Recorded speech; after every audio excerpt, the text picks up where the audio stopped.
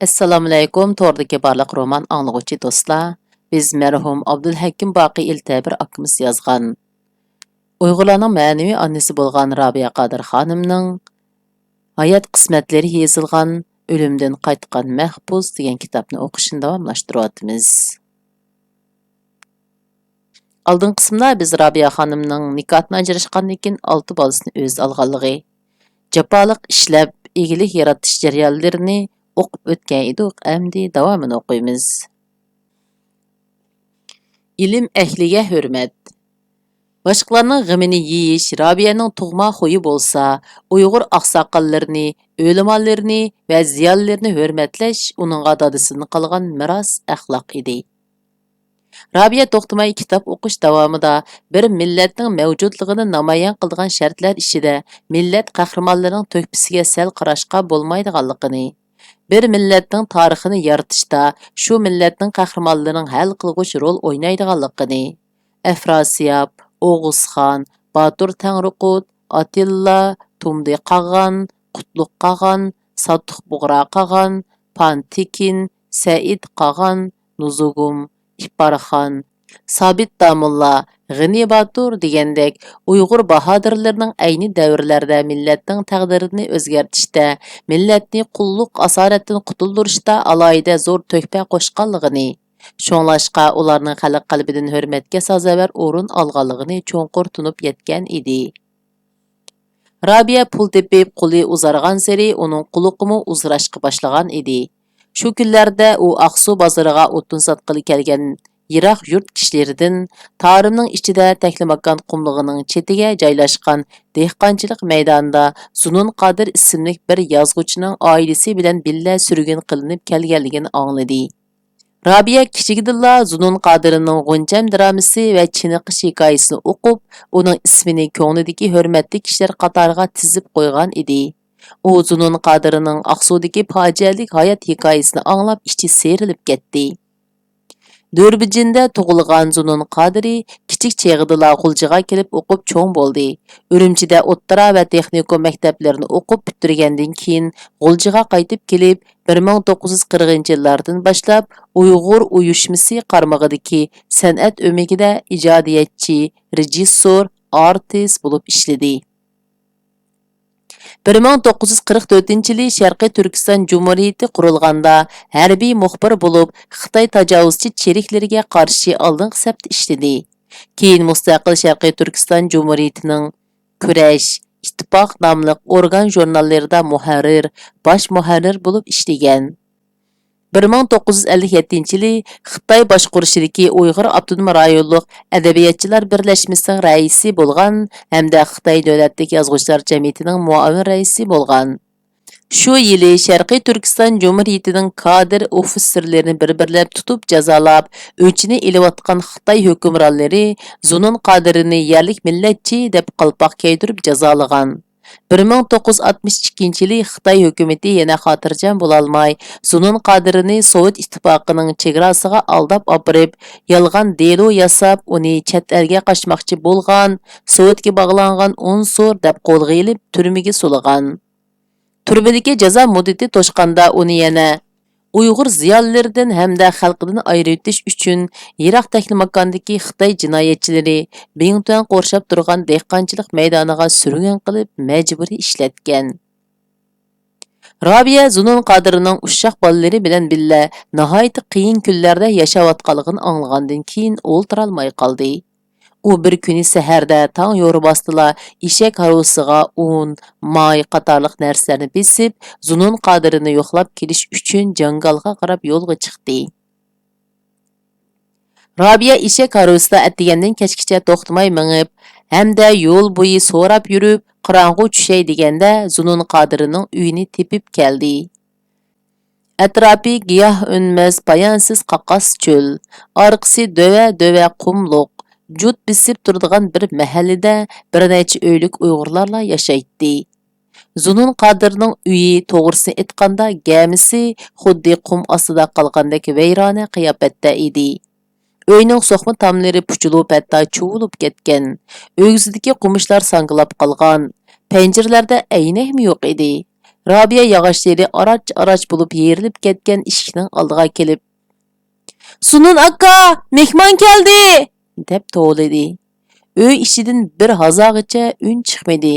Sunun Qadiri bu yerga o'rinlashgandan keyin bu aksi inqilobchiga chetilib qilishdan qo'rqib, uning uyiga hech kim kelib boqmagan edi. Ular uy ichida bu ovozga ishonmay huduqib turib qolgan edi. Robiya xiyolida beslik, chochlariga oq kirgan, salobatlik hamda dodisidek cho'ngspat bir kishining eshikdan chiqishini kutib turardi. Sunun Qadiri eshikdan mukchiyib chiqqanda Robiya hech ishnalmay dong etib turib qoldi. Oylab ilinmagan chas soqqallari kelangsiz o'sib ketgan. Shamolda kuyib qardab ketgan, o'ruqlab mukchiyib qolgan bu kishining beshida paxtisi titilib ketgan ko'kraqdan tikilgan Xitoycha quloqcha. Uchisida o'ngib oqirib kirlishib qardashga boshlagan ko'k Xitoycha chapon. Paxtisi to'zib turgan, necha yeri yirtilgan turma ishtini. Putiga sho'yna yip bilan o'rab chigib olgan paxtaliq yamoq oyoq. Mo'ldirlab, hayronlik va andisha bilan qarab turgan bir jup qo'y ko'zni hisobga olmaganda, bu odam beayni Gansudan hilila mengib chiqqan Xitoy kelkundilariga o'xshab qolgan edi. Qani u Robiya ko'rgan Sunun Qadiri. Qani u kelishgan badaniga yarashgan kostyum, galastok. Nur yig'ib turgan illiq Uyg'ur chehri. Qani u tinib turgan qop-qora ko'zlar.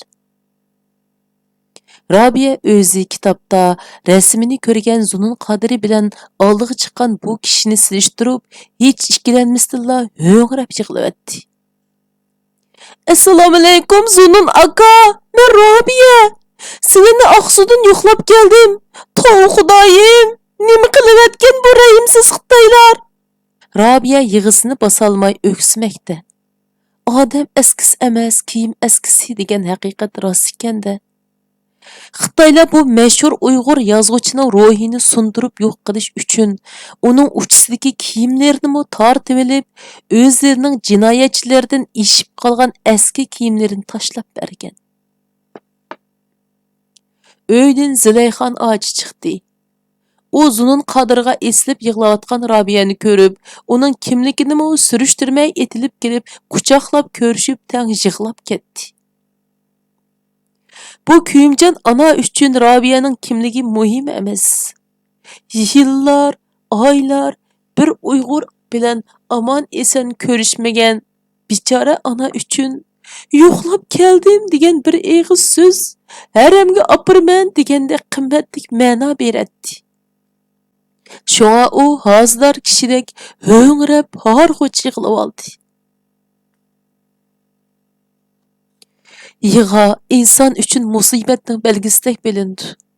Ammo kishining yurak bag'ridan chinqib chiqqan tuyuqsiz yig'a, uning qalbidagi dard, alam, qayg'u, hasrat, g'am, andisha, g'azab, nafrat, ochiq pig'onlarni bir yo'lila yo'yib o'talaydi. Odamni yiniq qilib qo'ydi. Yig'a ovozini anglab uydan bolalar yugurishib chiqishdi.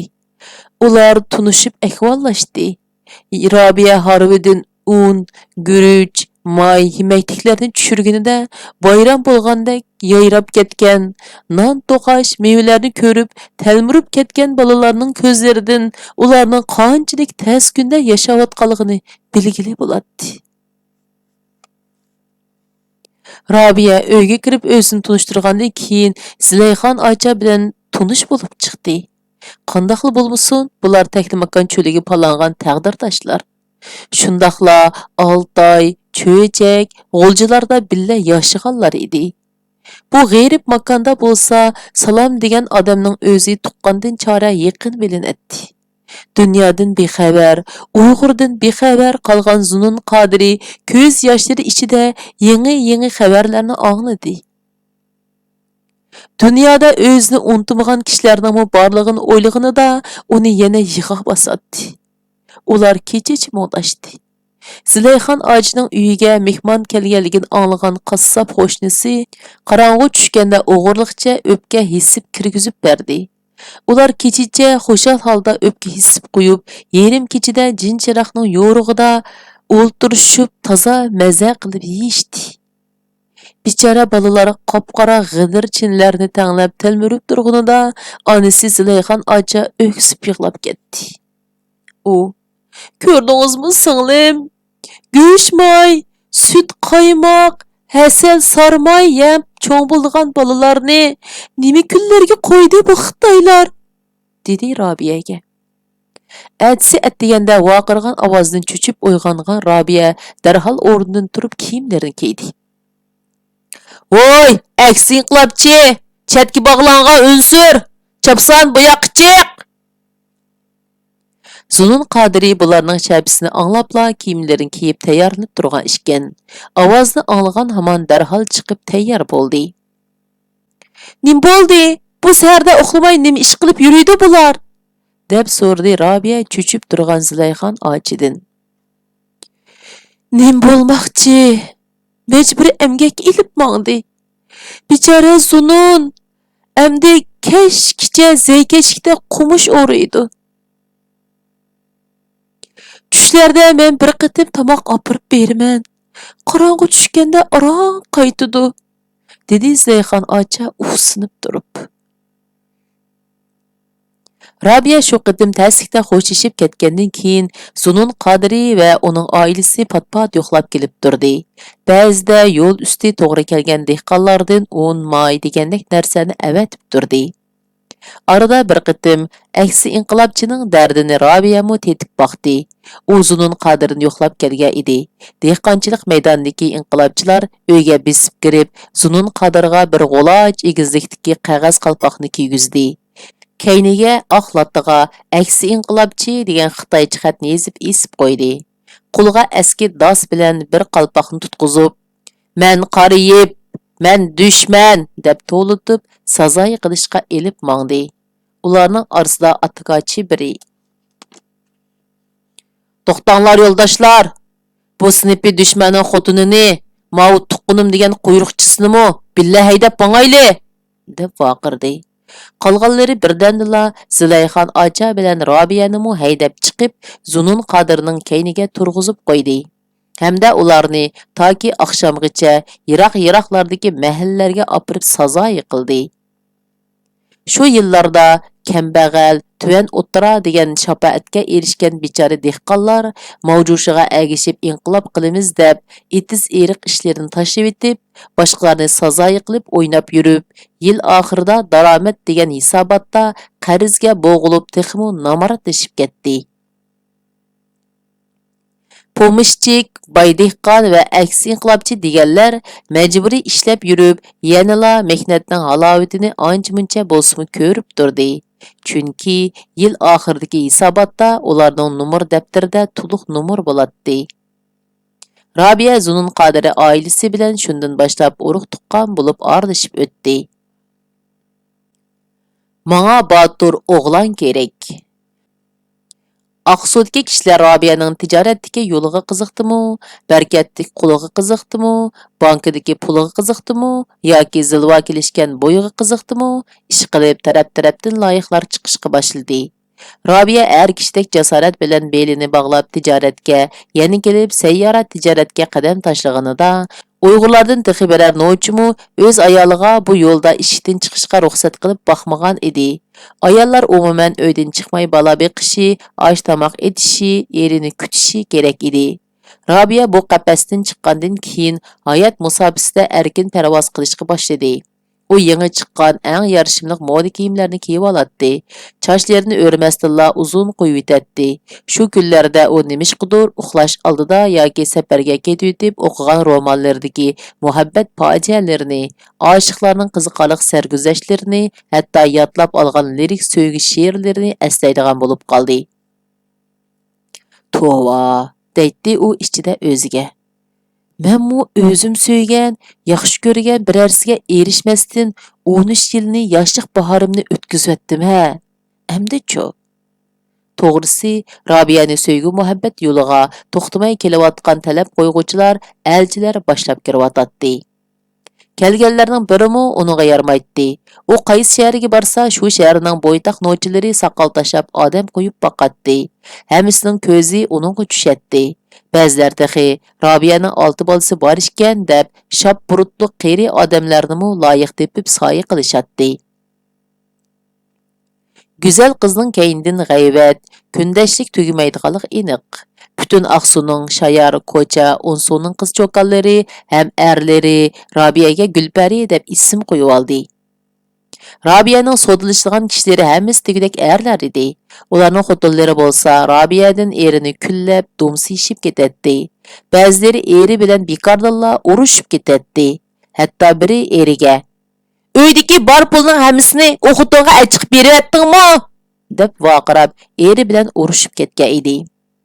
Robiya bu ahvolda o'zining loyiq birsini tepib to'y qilish kerakligini texmo his qildi. Ammo u o'zining kimni yaxshi ko'rdiganligini bilolmay cho'nqur o'ylanishga boshladi. Siz zodi kimga tegmoqchi? Qanday kishiga ma'qul deydigansiz Gulpari?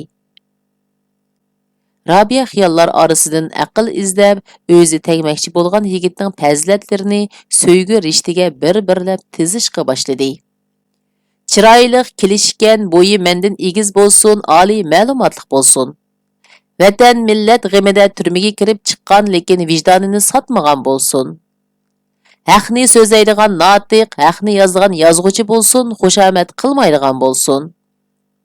Ota-ona xotiniga vafodor, lekin vafosiz xotindan ajrashgan bo'lsin. Yeshi mendan cho'ngroq, menga bir ko'rib oshiq bo'lgan bo'lsin, menmo bir ko'rib yaxshi ko'rgan bo'lay. Mal dunyolarimga nazar tashlamaydigan bo'lsin. Robiya xiyoliga kelganlarni qog'ozga yozib chiqdi hamda ko'ziga kirib olgan do'stiga ko'rsatdi. Robiyaning shartlari bir hafta ichida qo'ldan qo'lga ko'chirilib, shaharga va boshqa yurtlarga tarqalib ketdi. Bilmaganlar Robiyani pulni to'la topaman deb ilishib qolgan o'xshaydi deyishdi. Ammo marab yurganlar va tamoq qilib yurganlarning ko'p qismi jimiqishdi. Shu kunlarda Robiyaning do'sti Buhajar uni yo'qlab keldi va "Tova Robiya, shartlaringni o'qidim. Sen birsini bilib davatamsan yoki shundoq to'g'ri kelib qoldimi? Bu shartlaring men biladigan birla kishiga xos bo'lib chiqyotidi-ku. Men Urumchidan o'qishni tugatib qaytib kelgan yili sana Urumchidagi bizning universitet adabiyot fakultetida o'qigan Sidiq degan bir savodishimning gapini qilib bergan edim. Esingdimi?" deb so'radi. Ha, toza esimda yo'q. Ammo aqlliq, notiq, madaniyat inqilob mezgilida Uyg'urlarning mustaqilligi uchun qurilgan yoshirin tashkilotning yetakchilaridan biri deganda qilyotding. Shu chaqda men seni o'zi yaxshi ko'rib qolgan birsin maqtayotdi deb o'ylab qolgan edim. Ha, nim bo'pti, u Sidiq degini deb yondirib so'radi Robiya. Sidiqoji Rozi shu chaqlarda maktabdagi bolalarning sarxili edi. U yoshligida butun millatning g'imini yegan. Botir o'g'lonlardir edi. Ular qurgan Sharqiy Turkiston Xalq partiyasi degan maxfiy tashkilotning a'zolari vatanning hamma yeriga tarqab ketib, qo'zg'olon qilmoqchi bo'lganda pash bo'lib qilib, rahbarlari qatorida Sidiqmi qo'lga ilingan edi. Uni qizlarning hammasi yaxshi ko'radi, biroq uning ayoli bor edi. Bichora turmada 10 yillik yotdi-ku deyman. Keyin xabarini ololmadim. Sening shartlaring uningga bakla to'g'ri kelib qoldiganligiga hayronman, dedi Buhajar uningga. Robiya hayajon bilan anglab uningga qaradi. Xudo haqqi, ashu Sidiqoji Rozi deganingni nisb qilgan o'xshamamdi. Tova, rostilla deganimdek chiqdi.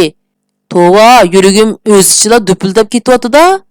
Xotini bilan ajrashqandimi? Turmadan chiqqandimi? Hey, boshqalar bir ko'rib oshiq bo'ldim desa, sen bir anglabla oshiq bo'ldingmi nima? Oldirma tixi. U turmadan chiqib xotini bilan billa yashayotgan bo'lsa-chi. Jinimadash, boldiroq surishtirib boqaylik-chi. To'xta, endi esim kelyapti. Urumchida uning Osmonjon Savud deydigan bir shoir og'inchisi bor. Shu biladi. Uning ahvolini men uning bilan yaxshi tunishman, so'rab boqaylik. Adil borayli Urumchiga adash, kechikib qolmay yana. Robiya uni oldiratdi. Osmonjon Savud savog'dishi Buhajar boshlab kirgan Robiyaga bir hazo zansilib qarab chiqqandan keyin og'inchisining ahvolidan ularni xabardor qildi. Sidiqoji turmadan chiqibdi. Uning ayoli u turmadagi vaqtidala sirtdan arz qilib ajrashib, boshqa erga tegibopti. Sidiq hoji hozir otishda ota-onasining qishiga ketibdi. Uning ota-onasi pomishchik bo'lg'achqa bekla namrat yashaydi ekan. Og'inam Sidiq hoji shu chaqlarda butun yoshlarning yo'lboshchisi edi. Hamma o'quvchilar uni hurmat qiladi. Uningga ergishatdi. Ular bir qatim Urumchidagi oliy to'liq o'rta maktabning, hozirgi 14-o'rta maktabning cho'ng maydonda hukumatning cho'ng xitoychilik siyosatini shikoyat qilish yig'ini ochmoqchi bo'lganida Xitoyning shu chog'dagi bosh ministri Jo Illay Beijingdan o'zi telefon ichib, yig'in ochmasanglar deb yolvurgan edi, deb qo'shib qo'ydi Osmonjon. U yana chaqchaq qilib: Og'inamga sizdek go'zal parizatning ko'zi tushgan bo'lsa, u haqiqatan talaylikkan jumo. Hey, chapsan bo'linglar, yana, dedi Robiyaga. Ha, yana nim bo'ldi? Robiya ansiz qiyofatda so'rdi. Og'inamning yurtida bo'ytaq yigit bilan to'lxutinga kun yo'q. Bir kunma aram bermay tepishtirib qo'ydi da vatatti. Sizlar borg'icha to'y qilib olmasin deymina. Osmonjon kuldi. Pochtaxonaga berib uzun yo'llik telefon beraylik-chu. Robiya oldirdi. Sidiq hojining uyi sahroyi qiyomatda. Atush shahar ichida bo'lsa-ku telefonda surishtirib boqatdiq. Yezlarga yana 30 yildan keyinmi telefon simi tortilamdi, yo'q belgili bo'lmaydi. Amsa men aeroplan bileti setilishga ketdim. Robiya amdi rasmiy oldirashga boshildi. U xo'shlash qilib tamshaldi. Osmonjon bilan ayoli uyi kelgan bu mehmonlarning so'ziga va harakatiga hayron bo'lib kulishdi. Ular chiqib ketgandan keyin Osmonjon xotiniga shundoq dedi: Gap so'zdan, turqidan qaraganda bu ayol bak boyvachchidek qiladi. Qiliqlari qarasam biri bo'lsa Majnunga oshiq bo'lgan Laylidek bisramjon ko'rindi. Biri bo'lsa, hey, ikki tasqon bormikin deyman. Shunday qilib bu qitimliq o'qishimiz mush yergacha bo'ldi. Davomini kelgan qitim o'qiymiz. Xayr xo'sh, Allohga omonat.